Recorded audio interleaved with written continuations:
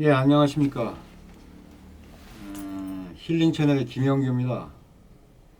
어, 6월달, 6월 말부터 7월, 8월, 지금 9월이니 한 3, 4개월 만에 찾아뵙는 것 같습니다. 제가 그 불의사고로 7월달에 제가 이렇게 허벅지 쪽에 근육이 파열되다 보니까 그 7월 한 중순경인데 지금 2달쯤 좀 넘었습니다만은 아마 재활치료까지 하면 3개월에서 6개월 동안 재활치료를 수술하고 병원 두 군데, 한 군데 질각병원에서 입원했었고 일주일 동안, 그 다음에 서울 그 이대병원에서 허벅지 제거하는 그 햄스트링 허벅지 제거하는 수술을 했습니다. 아직도 이 한 달 조금 지나서 수술하고 난 다음에 마지막 진료가 다음 주에 금요일 날 진료 예약이 되어 있습니다. 그래서 아무 이상 없이 수술이 잘 되었다 그러면 이제 9월 말부터 재활치료, 서울병원 강서구에 있는 서울병원에서 재활치료를 하게 됩니다. 적게는 3개월에서 길게는 6개월까지 이 재활치료를 아마 하게 될 것 같습니다. 그래서 햄스트링이라고 하는 그 새 근육 중에서 두 개가 이렇게 하나는 하나 한 절반 정도는 파열되고 하나는 이제 제거하는 수술을 했습니다. 그래서 몸무게가 체중이 지금 한 8kg 정도 빠져가지고 그런 이유로 오늘 2022년 9월 23일, 오늘이 추분이죠. 추분인데 오랜만에 찾아뵙는 것 같습니다. 어쨌든 지금부터는 좀 이렇게 매일 하나씩이라도 이렇게 계속 동영상 업로드를 하도록 하겠습니다. 오늘 말씀드릴 것은 제가 이제 소송 관련, 제가 이제 고시원 시설을 운영하다가 만 4년 만에 접고 2020년 8월 31일 날 만 4년 동안 운영의 돈을 접고 9월 2일 날 2020년 9월 2일 날 제가 건물주 임대인을 상대로 민사소송을 제기를 했었습니다. 1심에서는 제가 패소를 했고 2심에서는 제가 승소를 한 거나 다름없습니다.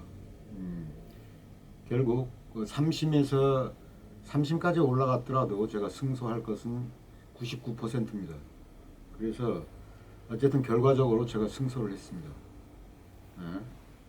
조정으로 뭐 끝나긴 했습니다만 거의 90% 이상은 제가 승소를 했다고 보시면 되겠고요. 문제는 그 2심에서는 제가 1심에서 패소하고 난 다음에 4월 28일 날 고등법원에 할 때는 변호사를 선임을 하지 않았습니다. 법무사를 통해서 2심에 두 번째 만에 조정으로 해서 1심을 완전 뒤집게 된 거죠. 그래서 어쨌든 5월 10날 올해 22년 5월 10날 가서 두 번째 그 고등법원에 소초에 있는 고등법원에 가서 끝냈습니다. 생각 같아서는 3심까지 올라가서 완전 승소를 해서 제 변호사 선임료까지 상대방에게 지불하도록 할 생각이었습니다만은 1, 2천 때문에 제가 그런 생각은 없었습니다. 그냥 여기서 끝내자.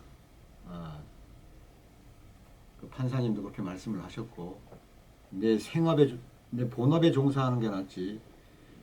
달마다 나가면서 스트레스를 받아가지고 근 2년 이상을 3심까지 가게 되면 2년이 넘어갈 텐데 2022년 9월 1일이면 만 2년입니다. 20년도 9월 1일 날 제가 소송을 제기하고 난 다음에 민사소송이 지루하고 사실 돈에 얽혀 있고 이러다 보니까 상당히 지루하더라고요. 그래서 한 5월 10날 종결되고 6월 10날 제가 받아야 될 돈을 받고 끝냈으니까 한 20개월 정도 걸리게 된 거죠. 거의 뭐 횟수로는 2년입니다만 20년, 21년, 22년 횟수로는 3년인데 만으로 따지게 되면 한 20개월 정도 달마다 스트레스를 받았다. 민사소송이 상당히 생각보다 아주 지루하더라고요. 스트레스도 많이 받고 상대방과 변론이라든가 주장하는 것에 있어서 반론을 제기를 하고 해야 되니까 한 달에 한 번씩 가면서 법원에 어쨌든 끝났습니다. 거기에서 그 중요한 판례가 최근에 나온 판례 하나를 소개드리면 저 상대방은 제가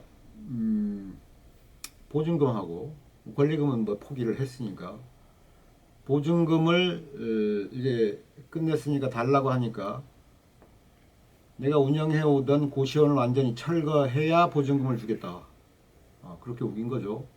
근데 그 소송하는 중간에 판례가 커피숍인가 이거 정확히 이름은 모르겠습니다만 올해 초에 그게 아마 나왔던 모양입니다. 그래서 본인이 직접 그 시설을 했을 경우에는 시설을 하고 폐업을 하고 나올 때는 철거를 해야 되지만 저는 한 네 번째인가 계속 인계된 거죠. 네 번째 원장이니까 첫 번째 원장, 두 번째 원장, 세 번째 원장 한 15년 정도 되는 중에서 제가 네 번째로 알고 있습니다.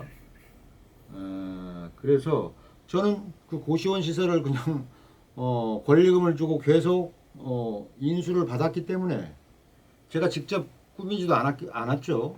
만들지도 않았고 가서 뭐 리모델링 전혀 손 안 대고 들어갔으니까 보증금 권리금 주고 그러니까 내가 철거할 의무는 없다.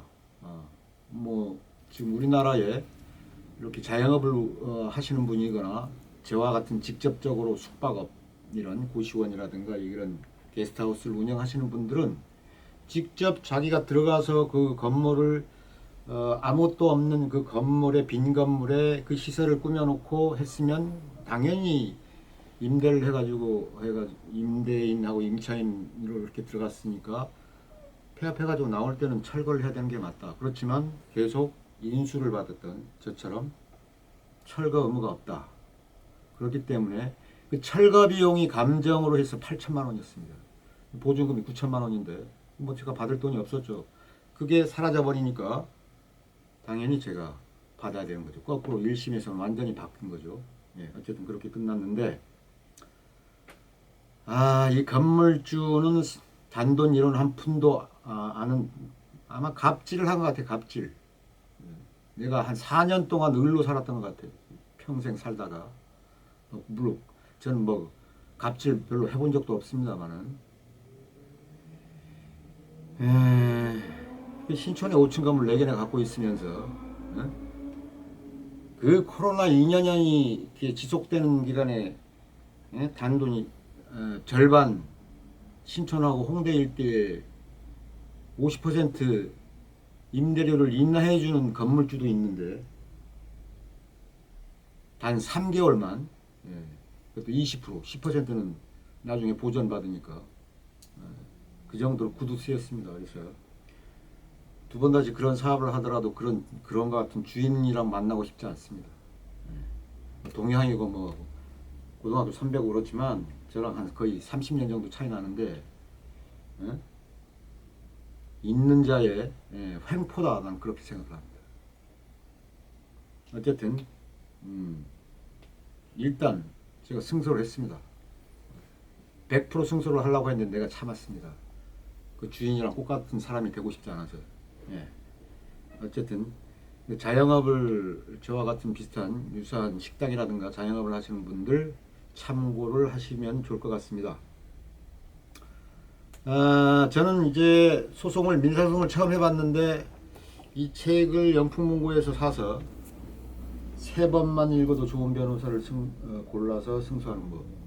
변호사를 선임도 잘해야 됩니다. 전문 변호사들도 있고 뭐 건물에 대해서 전혀 건축에 대해서 전혀 모르는 그 누수 문제가 발생을 하고 하는 과정에서 전혀 모르는 경우도 있다. 예. 어쨌든 여기에 보면 이게 출판사가 다산초당이라고 하는 데서 아마 이분이 한정우 님인데 법학 전공해가지고 개인 변호사 사무실뿐만 아니라 로펌웨이까지 법률 사무에서 근무를 해왔던 것 같습니다. 그래서 방법이 없다면 소송을 택하라. 소송 외에는 길이 없다. 이런 법원의 간소한 절차를 활용하라. 목차를 보니까 좋은 변호사를 어떻게 고를 것인가, 변호사를 잘 활용하려면 어떻게 할 것인가, 약정을 맺기 전에 이것만은 꼭 해야 된다.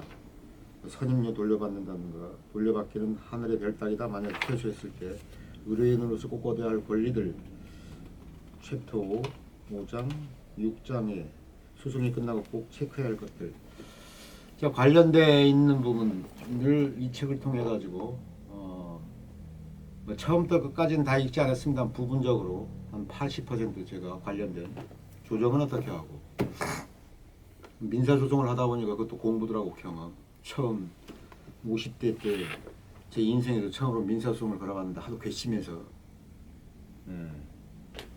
어쨌든 치열한 싸움만 안 했지, 그 변론이라든가 이런 거 말도 안 되는 거짓말도 하기도 하고, 나를 아주 거짓말쟁이로 만들기도 하고 하던데, 어쨌든 승소하는 거나 다름없으니까. 여러분들 이렇게 여유가 되시면 이 책을 한번 사서, 가격은 한 10,000원 정도밖에 안 되니까, 이 책을 3번 읽는 동안 당신은 쉽게 소송 의뢰와 상식과 기술을 배울 수 있어요. 맞는 말입니다. 저도 한번 주기로 봤는데 어떻게 하면 좋은 변호사를 볼 수 있는가, 이게 가장 중요한 겁니다. 선임하고 고용을 했으면 변호사한테 해야 될 일을 분명히 얘기를 해야 된다 이 말. 변호사는 제 소송만 맞는 게 아니라 다양한 소송을 하는데 이렇게 변론서를 작성을 한다든가, 저는 한 90% 제가 직접 썼습니다만 변호사를 통해 가지고 편집만 한 것 같아요. 셋째, 더 나아가 적은 돈으로 승소할 수 있는 법을 알게 된다. 사실 변호사 없어도 2심에서는 법무사를 통해 가지고도 제가 승소를 한 거나 마찬가지 아닙니까? 3심까지 갔었으면 완전히 그냥 승소를 해버릴 텐데. 돈 고생 마음 고생 없이 송사를 해결하는 지혜. 이 책을 홍보하는 게 아니라 제가 우연히 이 책을 소송하는 기간 동안에 영풍무고에서 민사소송을 어떻게 하는가, 이 책이 눈에 띄어가지고 하는 겁니다. 여기 쓰신 분이 나랑 아시는 분도 아니고, 어쨌든 참고가 많이 됐습니다. 공부가 많이 됐고, 민사소송 하는데. 어쨌든 6월 10일 날 끝나서 제가 투자하는데 모건 스탠이라고 하는 그 미국 그 투자은행에다가 한 1억 정도를 그냥 고의자로 맡겨놨습니다. 어쨌든 다행이라고 생각합니다. 통쾌하거나 그런 생각도 없습니다. 사실 지루한 싸움이었고, 달마다 스트레스를 받는, 웬만하면 소송에 휘말리지 마십시오. 진이 빠집니다. 진이 빠지고 그렇다. 어쨌든 제가 근 2년간에 걸친, 횟수로는 3년째입니다만 걸쳐서 어쨌든 다행히 승소를 했다, 이런 말씀을 전해드리고 오늘은 여기까지 하겠습니다. 다음에는 제주도 관광지라든가 이런 쪽에 제가 촬영한 사진을 슬라이드 쇼라든가 이런 걸로 전체적으로 여러분들이 힐링할 수 있도록 보여드리겠고, 그 다음에 제가 그 불의의 사고를 당했는데, 어떻게 불의의 사고를 당해가지고 거의 혼수 상태에서 한 4일 만에 깼는데, 지금 근육 파열돼가지고 재활을 3개월에서 6개월 하더라도 햄스트링에 오른 이 허벅지, 오른쪽 허벅지 근육 그 3개 중에 2개가 제거가 됐기 때문에 원생태로 들어오지 않으면 평생 이게 장애를 안고 살아갈 수밖에 없는 그런 사고 경위라든가 에 대해서 말씀을 드리도록 하겠습니다. 오늘은 여기까지 하겠습니다. 감사합니다.